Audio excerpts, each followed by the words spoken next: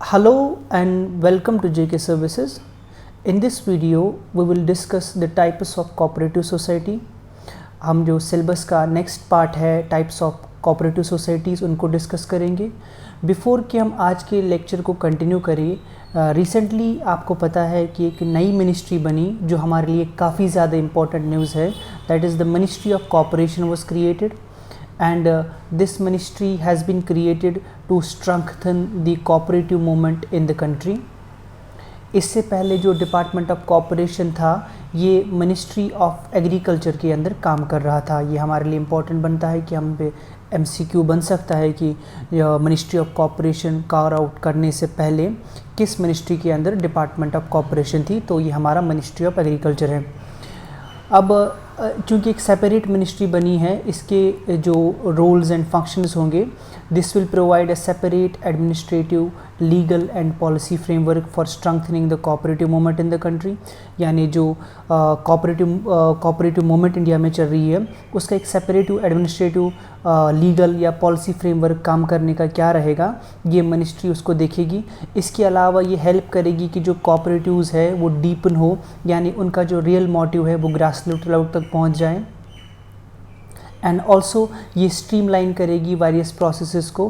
क्यों? ताकि जो ईज़ ऑफ डूइंग बिज़नेस है कोऑपरेटिव्स के लिए और जो different multi state cooperative societies है उनमें जो बिज़नेस है या वो सर्विसेज जो प्रोवाइड कर रहे हैं वो प्रोसेसेस स्ट्रीमलाइन हो और उनकी फंक्शंस एनहेंस हो। ऑब्वियसली जब एक मिनिस्ट्री सेपरेट कार्व आउट होती है तो उसके लिए जो कंसर्न डिपार्टमेंट होता है उसमें काफ़ी ज़्यादा काम करने में इम्पीटस मिल जाता है। लेकिन यहाँ पे एक स्ट्रॉन्ग क्रिटिसिज्म आ रहा है कि आपने जो है मिनिस्ट्री ऑफ कोऑपरेशन तो बना ली है, क्योंकि कोऑपरेशन एक स्टेट सब्जेक्ट है। अगर आप इसको सेंटर में मिनिस्ट्री बना रहे हैं तो कुछ एप्रीहेंशन ये भी उठाया गया कि ये हकीकत में centre wants to control these cooperatives. उसमें एक क्रिटिसिज्म अगर हम देखेंगे, चूँकि जैसे मैंने बताया कोऑपरेटिव सोसाइटी एक स्टेट सब्जेक्ट है जो 7th शेड्यूल ऑफ कॉन्स्टिट्यूशन में मेंशन किया गया है। इसलिए जब इसके बारे में एक मिनिस्ट्री बन गई सेंट्रल लेवल पे तो this created a sort of apprehension and various concern why raised कि क्यों रेज किया गया कि सेंट्रल लेवल पे अब पावर इंक्रीज़ हो जाएगा किस चीज़ के लिए कि वो इन कोऑपरेटिव्स को मैनेज करेगी। हालांकि हमारे जम्मू कश्मीर में कोऑपरेटिव सोसाइटी का उतना ज़्यादा सर्विसेज प्रोवाइड कर रहे हैं, लेकिन उस लेवल पे नहीं कर रहे हैं। कुछ स्टेट्स ऐसी है जहाँ पे कोऑपरेटिव सोसाइटीज़ बहुत बढ़ चढ़ कर काम कर रहे हैं और उनका अच्छा खासा पॉलिटिकल प्रेजेंस भी है। तो कुछ साउथ की स्टेट्स है तो ये बताया जा रहा है कि दिस इज़ बिकॉज जो सेंट्रल गवर्नमेंट है ये उन्हें जो है कंट्रोल करना चाहती है। We don't have to go on that very aspect. हम जो स्टूडेंट्स हैं and we have to look only for the pros. ये मैं आपको इसलिए बता रहा हूँ कि इन केस आपके इंटरव्यू में ये क्वेश्चन पूछा जाए कि why there are some states who are criticising the fact कि ये जो है हमारा कोऑपरेशन मिनिस्ट्री ऑफ कोऑपरेशन ये क्रिएट की गई, तो उसमें यही है कि आप ये उनको आर्ग्यूमेंट दे सकते हो कि स्टेट्स लिस्ट है तो इस वजह से कुछ एप्रीहेंशन है। जैसे कि केरला के ministry of cooperation and registration ने एक स्टेटमेंट बताया था कि creation of a new cooperation ministry is an infringement upon the federal rights of the state government. This is an intrusion into the authority of the state government. Okay and इसका जो हमारा अभी minister in charge है that is Amit Shah. Amit Shah will be the minister in charge of this newly formed ministry. Okay, आज का जो हमारा topic है उसको अब डिस्कस करेंगे, that is the types of cooperative societies. There are different types of cooperative societies like producer cooperative society है, marketing cooperative societies होती है, वर्कर कोऑपरेटिव सोसाइटी है, farmer cooperative society, credit cooperative society, housing and consumer cooperative societies. और लेकिन इसमें जो most important cooperative society है that is one is the agricultural cooperative society जो फार्मर रिलेटेड है, हम उसको डिस्कस करेंगे। जो बाकी कोऑपरेटिव सोसाइटी है उनका मैं आपको PDF दे दूंगा, आप हमारे टेलीग्राम चैनल से उसको पढ़ लेंगे, क्योंकि वो बस फैक्चुअल इन्फॉर्मेशन है, समझने की कोई ज़्यादा ज़रूरत है नहीं। लेकिन जो इम्पोर्टेंट कोऑपरेटिव सोसाइटीज़ है हम उनको डिस्कस करेंगे। ब्रॉडली अगर हम देखेंगे जो कोऑपरेटिव सोसाइटीज़ के टाइप्स हैं, उसमें पहला आता है, the first is the producer cooperatives. Producer cooperatives protect करते हैं इंटरेस्ट ऑफ स्मॉल प्रोड्यूसर्स।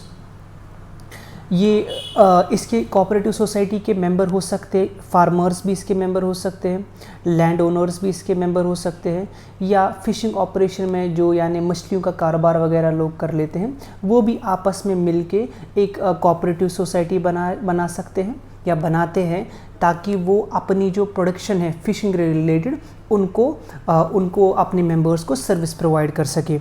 इसका मकसद क्या है? इसका मकसद ये है कि हम प्रोडक्शन की एफिशिएंसी को बढ़ाएं, और इसके अलावा जब प्रोड्यूसर्स आपस में इकट्ठे काम करते हैं, उनमें जो है प्रॉफिट गेनिंग एबिलिटीज़ जो होती है वो काफ़ी ज़्यादा बढ़ जाती है। ठीक है ना। The next cooperative society is consumer cooperatives. Consumer cooperatives as its word indicates consumer, यानी ये कंजप्शन लेवल पे बनाई जाती है। ये वो कोऑपरेटिव सोसाइटी है जहाँ पे कुछ लोग जो है एक कोऑपरेटिव सोसाइटी बनाते हैं। किस लिए बनाते हैं? To provide daily necessary commodities at optimum price rather than earning a pecuniary profit. Their aim is towards providing service to the consumers। यानी कोऑपरेटिव सोसाइटी बन जाती है, वो खाने पीने की चीज़ों को, जैसे हमारा जो है किरियाना वगैरह जो हमारी डेली हाउस होल्ड नीड्स होती है, वैसा एक कोऑपरेटिव सोसाइटी बना लिया, और ऑप्टिमम प्राइजेस पे जो लोग होते हैं उनको चीज़ें सेल करना शुरू कर दिया। इसी तरह से जो नेक्स्ट कोऑपरेटिव सोसाइटी है, that's credit unions. Credit unions यानी ये लोन दे देते हैं। ये जो कुछ मेंबर्स आपस में आके कोऑपरेटिव सोसाइटी बना लेते हैं, और ये कोऑपरेटिव सोसाइटी फिर बाकियों को लोन देती है at optimum rates. Each and every depositor has a right to become a member. और इसके अलावा their principle is for helping the people. इनका मकसद यही होता है कि हम लोगों को मदद करें, एट ऑप्टिमम लेवल्स पे, एट ऑप्टिमम रेट्स इनको हम जो है लोन्स दे दें। The next is marketing cooperative society. Marketing cooperative society का एम है helping small producers in selling their products. और इसके अलावा ये क्या काम करता है? The producers who wish to obtain reasonable prices for their product are members of the society. यानी हमने इससे पहले भी एक वीडियो में डिस्कस किया, जब बहुत सारे प्रोड्यूसर्स एक साथ मिल बांट के काम करते हैं और वो अपना प्रोडक्ट किसी थर्ड पार्टी को बेचते हैं, जब काफ़ी ज़्यादा बल्क में प्रोडक्ट होता है, ऑब्वियसली इस कोऑपरेटिव सोसाइटी का जो बार्गेनिंग पावर है वो काफ़ी ज़्यादा बढ़ जाता है। और जब बार्गेनिंग पावर बढ़ गया, इस वजह से क्या हो सकता है कि ये अपने जो रेट्स फेच कर सकता है मार्केट में, वो भी बढ़ के है। एज आई सेड अर्लियर, ये काफ़ी ज़्यादा सिंपल है, इसमें कुछ अंडरस्टैंड करने की ज़रूरत है नहीं, लेकिन फिर भी हम थोड़ा सा अंडरलाइन करने के लिए, ताकि आप समझ पाए कि कोऑपरेटिव सोसाइटीज़ डिफरेंट किस लिए काम करती है। चाहे जो भी नाम आगे आ जाए, हाउसिंग आ जाए, क्रेडिट आ जाए, फाइनेंशियल आ जाए, मार्केटिंग आ जाए, इसका काम यही है, आप कॉमन सेंस में इसको कोऑपरेटिव सोसाइटी का प्रिंसिपल उस चीज़ को लगाया करो। जैसे कि हम इसमें बात करेंगे हाउसिंग कोऑपरेटिव सोसाइटी का क्या का मतलब है, क्या काम है, किस लिए काम करती है। ये हेल्प करती है पीपल को with limited income to construct houses at reasonable cost. Their aim is to solve the housing problem of the members. A member of this society aims to procure the residential house at the lowest cost, again service to its members। अब इन cooperative societies में जो most important cooperative society है, that is the agriculture cooperatives. And this important cooperative society, इन सब cooperative societies में अगर कोई most important cooperative society है जो हमारे एग्ज़ाम पर्सपेक्टिव के लिए इम्पॉर्टेंट बनती है, that is the agriculture cooperative society. In India the top 8 agriculture cooperative societies जो इंडिया में है, हम उनको डिस्कस करेंगे। एंड आप इनके बारे में जो भी इंफॉर्मेशन यहाँ पे हम आपसे डिस्कस करेंगे या PDF में है, यू विल मेमोराइज देम, और इनके आने के चांसेस काफ़ी ज़्यादा है, because these are the main cooperatives जो एग्रीकल्चर के रिलेटेड काम करते हैं। The first is NAFED, national agricultural cooperative marketing federation of India. ये एस्टैब्लिश की गई थी 2 अक्टूबर 1958। इसके ऑब्जेक्टिव्स क्या है? The objectives of this NAFED shall be to organise, promote and develop marketing, processing and storage of agricultural, horticultural and forest produce, distribution of agricultural machinery, implements and other inputs, undertakes interstate import, export, trade, wholesale or retail as the case may be. इसके अलावा ये क्या काम करती है? To act and assist for technical advice in agricultural production, for promotion and working of its members in cooperative marketing, processing and supply societies in India. यानी जितने भी सारे प्रोडक्ट्स एग्रीकल्चर के रिलेटेड बनते हैं, ये चाहे वो एग्रीकल्चर का हो, हॉर्टिकल्चर का हो या फॉरेस्ट प्रोड्यूस का हो, ये उसके रिलेटेड जो है सोसाइटी बनाई गई है ताकि उनका जो इंटरस्टेट ट्रैवल हो, या अगर वो बाहर किसी मुल्क में जा रहा है या उनका एक्सपोर्ट हो रहा है, उनकी होलसेल हो रही है, उसको लुक ऑफ करता है। The second cooperative society important जो एग्रीकल्चर में हमारे लिए बनती है, that is tribal cooperative marketing development federation of India. As its the word tribal indicates, तो इसका जो मेन फोकस होगा that will be on tribes. तो इसके ऑब्जेक्टिव्स क्या है? ये सिक्योर करता है higher earning and generates employment opportunities for tribal people of the country. इसके अलावा ये create awareness of interplay of market forces among the tribals. बाकी आप ये सारे जो मैंने पॉइंट्स यहाँ पे PDF में लिखे हुए हैं, ये आप पढ़ लीजिएगा। सिंपल सा, कोई इसमें रॉकेट साइंस नहीं है, लॉजिकल है। बस स्पेसिफिकली ये ट्राइब्स के लिए काम करता है, उनके प्रोड्यूस के लिए। जब वो कुछ प्रोड्यूस करते हैं उसके बाद उनको हेल्प करता है कि वो मार्केट में जब बेचे उनको अच्छी खासी रेट्स मिले, अच्छा जब बेचे उनमें अच्छा खासा प्रॉफिट उनको मिले, ताकि जो मेंबर्स हैं जो उस प्रोडक्शन में इन्वॉल्व करते हैं या मार्केटिंग करते हैं, उन चीज़ों को बेचते हैं, उनको अच्छी खासी सर्विस प्रोवाइड हो। The third cooperative societies Indian farmers fertiliser corporation limited, IFFCO। IFFCO one of the India's biggest cooperative society है which is wholly owned by Indian cooperatives. ये बनाई गई थी 1967 में, जिसमें उस वक्त 57 कोऑपरेटिव्स ने मिल बांट के ये बनाई थी, लेकिन आज करीबन 36,000 इंडियन कोऑपरेटिव्स का एमलगमेशन हुआ है और ये एक डाइवर्सिफाइड कोऑपरेटिव सोसाइटी बन गई है। ये काम कहाँ से करती है?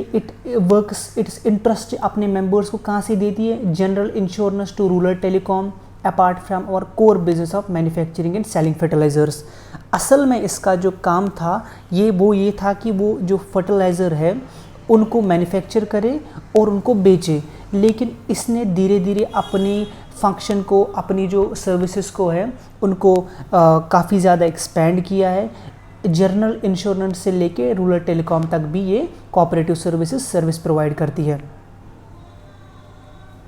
Okay, the fourth cooperative society which we will discuss here is Indian Farm Forestry Development Cooperative.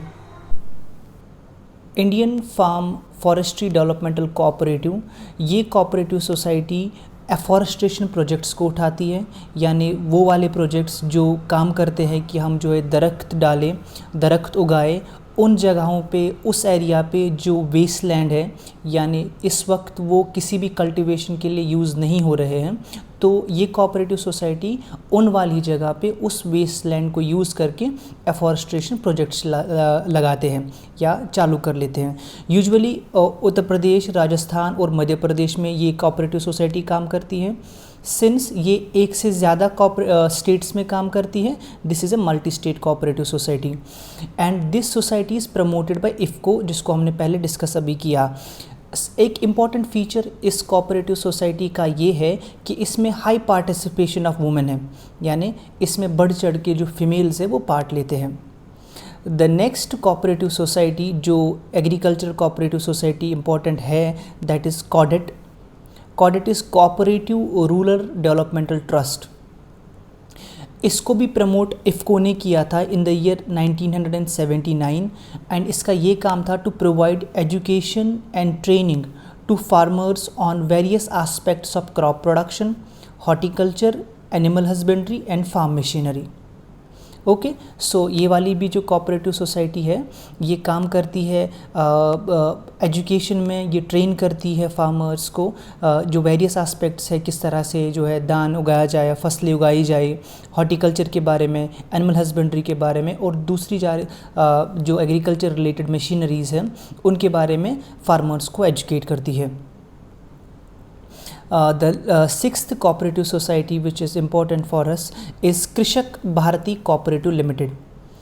ये प्रीमियर कोऑपरेटिव सोसाइटी है मैन्युफैक्चर ऑफ फर्टिलाइज़र के लिए, यानी ये फर्टिलाइज़र्स को मैन्युफैक्चर करती है और ये एक मल्टी स्टेट कोऑपरेटिव सोसाइटी है। इसको प्रमोट किया था गवर्नमेंट ऑफ इंडिया ने, इफ़को ने, नेशनल कोऑपरेटिव डेवलपमेंटल कॉरपोरेशन ने, ठीक है। और KRIBHCO has set up a fertiliser complex to manufacture urea, ammonia and bio fertilisers at Hazira in the state of Gujarat. इस इफ़को का अपना एक फर्टिलाइज़र प्लांट है जहाँ पे ये जो है urea, ammonia and other bio fertilisers को मैन्युफैक्चर करती है गुजरात में। The next two cooperative societies are very important. One is the National Cooperative Developmental Corporation and the eighth is National Bank for Agriculture and Rural Development, NABARD। चूँकि ये दो cooperative societies के बारे में हमारे सिलेबस में सेपरेटली मेंशन है, तो इन्हीं दो कोऑपरेटिव सोसाइटीज़ के बारे में हम डिटेल में जो हमारा सब्सिक्वेंट लेक्चर होगा, वीडियो होगा, we will deal with this national cooperative developmental corporation और वेरियस स्कीम्स जो government national cooperative developmental corporation के थ्रू इम्प्लीमेंट करती है। इसके अलावा नाबार्ड, इसके भी हम इम्पॉर्टेंट फीचर्स पढ़ेंगे, और जो स्कीम्स नाबार्ड इम्प्लीमेंट करती है, प्रमोट करती है, उनको हम डिस्कस करेंगे। These are the 8 important cooperative agriculture societies जो अभी तक हमने डिस्कस किए, ओके। एंड जो मैंने जैसे पहले हमने बताया कि जो बाकी कोऑपरेटिव सोसाइटीज़ है उनमें ज़्यादा अंडरस्टैंड करने की ज़रूरत है नहीं कुछ, बस हम कोऑपरेटिव प्रिंसिपल्स उनमें जो है इम्प्लीमेंट करेंगे। उसके बाद जो भी उनका जो पहला वर्ड होगा आप उन पे कोऑपरेटिव प्रिंसिपल्स को अप्लाई करेंगे एंड यू विल सी कि सेम डेफिनेशंस अप्लाई एग्रीकल्चर में होगी, वही क्रेडिट में भी हो जाएंगी, वही हाउसिंग में भी हो जाएंगी, और वही बाकी कोऑपरेटिव सोसाइटीज़ में भी हो जाएंगी। बिफोर कि हम आज का लेक्चर कंक्लूड करें, एक इम्पॉर्टेंट यहाँ पे और एक चीज़ है which we need to understand, that is new generation cooperatives. So we need to understand what do you mean by new generation cooperatives. New generation cooperatives allow members to capture additional value by expanding into processing while creating transferable delivery rights for members in the cooperation। यानी ये new generation cooperative हम किसको कहते हैं, एक simple सी example मैं दूंगा, लेकिन बिफोर कि हम इसे समझें हम बेहतर तरीके से अंडरस्टैंड कर पाएंगे न्यू जनरेशन कोऑपरेटिव सोसाइटी कौन है जब हम न्यू जनरेशन कोऑपरेटिव सोसाइटीज़ को डिफरेंशिएट करेंगे ट्रेडिशनल कोऑपरेटिव सोसाइटीज़ से। ये इंपॉर्टेंट पॉइंट्स हैं, आप ध्यान से सुनिएगा। द फर्स्ट कंपैरिजन इज़ जो ट्रेडिशनल कोऑपरेटिव सोसाइटी है ये रॉ मटेरियल पे बेस्ड है, और जो न्यू जनरेशन कोऑपरेटिव सोसाइटी ये वैल्यू एडिटेड प्रोसेसिंग पे बिलीव करती है, यानी this is based on the value added processing. ये फोकस करती है कमोडिटी को, ये फोकस करती है कस्टमर को। फॉर एग्जांपल एक कोऑपरेटिव सोसाइटी है जो टोमेटोज़ के साथ डील करती है, यानी एक कोऑपरेटिव सोसाइटी है जिसके मेंबर्स 100 है, ये 100 फार्मर्स जो है इस कोऑपरेटिव सोसाइटी में अपने टमाटर बेचते हैं, यानी एक जगह प्रोडक्शन कोऑपरेटिव सोसाइटी बनाई हुई है, और प्रोडक्शन कोऑपरेटिव सोसाइटी में क्या करते हैं, ये अपने ये मेंबर्स है इसके, और जो ये अपना प्रोडक्ट निकालते हैं वो यहाँ पे इस कोऑपरेटिव सोसाइटी में देते हैं, और ये कोऑपरेटिव सोसाइटी आगे चल के दूसरे को बेचती है। अब ये this is a traditional cooperative society. अब अगर इसी ट्रेडिशनल कोऑपरेटिव सोसाइटी में मैं और एक काम करूँगा, ये जो प्रोडक्शन कोऑपरेटिव सोसाइटी वाले ये कहेंगे देखो भाई अगर हमारे पास अब टमाटर आ ही रहे हैं, हम क्यों ना एक काम करें, हम इस टमाटर को कन्वर्ट करेंगे और हम टमाटो सॉस बना लें या हम केचप बना लें। अब क्या काम हुआ, ये रॉ मटेरियल इसमें फोकस था, यहाँ वैल्यू एडिड प्रोसेस फोकस हो गया। वैल्यू एडिड प्रोसेस किसे कहते हैं, आपने देखा होगा, सुना भी होगा, there is a concept of food processing. Food processing में क्या होता है, हम फूड को प्रोसेस करते हैं और उसको डिफरेंट शेप देते हैं। जिस तरह यहाँ पे टोमेटो एक रॉ मटेरियल है, उसके बाद मैं किसी को मार्केट में बेचूंगा, या तो उसको खाएगा या उसको आगे किसी कंपनी को बेचेगा। अब न्यू ट्रेडिशनल कोऑपरेटिव सोसाइटी में क्या सोचता है फार्मर, वो कहता है कि देखो भाई मेरे पास तो रॉ मटेरियल है, क्यों ना मैं इस रॉ मटेरियल को अपने पास ही एक ऐसी चीज़ में कन्वर्ट करूं जो कस्टमर सीधे लेगा। अब केचप का जो मसला है या टोमेटो सॉस का जो मसला है, इसी तरह अगर मेरे पास जो है पोटैटोज़ आ गए, हम कहेंगे देखो पोटैटोज़ को सीधे नहीं बेचेंगे, हम इसको चिप्स बनाएंगे या फ्रेंच फ्राइज़ बनाएंगे या कोई और चीज़ बनाएंगे। तो यहाँ पे ट्रेडिशनल कोऑपरेटिव सोसाइटी में रॉ मटेरियल फोकस था, लेकिन न्यू जनरेशन कोऑपरेटिव सोसाइटी में वैल्यू एडिड प्रोसेसिंग होती है। यहाँ पे कमोडिटी फोकस है, यहाँ पे कस्टमर फोकस है। भाई कस्टमर को क्या पसंद आएगा, अगर कस्टमर को केचप पसंद आया, कस्टमर को फ्रेंच फ्राइज़ पसंद आए, पोटैटोज़ पसंद आए, हमारा जो डिमांड है उसका टेस्ट क्या है, तो एक कोऑपरेटिव सोसाइटी अपनी फंक्शनिंग को उनके हिसाब से ओरिएंट करेगा। यहाँ पे मेंबर्स कंट्रीब्यूट सम कैपिटल, जैसे कि यहाँ पे छोटा मोटा पहले जो लोग हैं ये टमाटर या जो है पोटैटोज़ जमा करते हैं, उसके बाद जो बेचते हैं आगे या कोऑपरेटिव सोसाइटी बनाते, लेकिन यहाँ पे कैपिटल इंटेंसिव चाहिए। क्यों इंटेंसिव चाहिए, अगर आप फूड प्रोसेसिंग कर रहे हैं तो आपको एक मशीन भी चाहिए, आपको स्टोरेज हाउस भी चाहिए, आपको एक फ्रिज रेफ्रिजरेशन के लिए चाहिए, ताकि ये जो हमारा सारा माल है ये सड़ ना जाए, ख़राब ना हो जाए। तो यहाँ पे इंटेंसिव कैपिटल ज़रूरत होती है, यानी कैपिटल जो पैसा जो लगता है, इन्वेस्टमेंट है, वो ज़्यादा लगता है इन न्यू जनरेशन कोऑपरेटिव्स।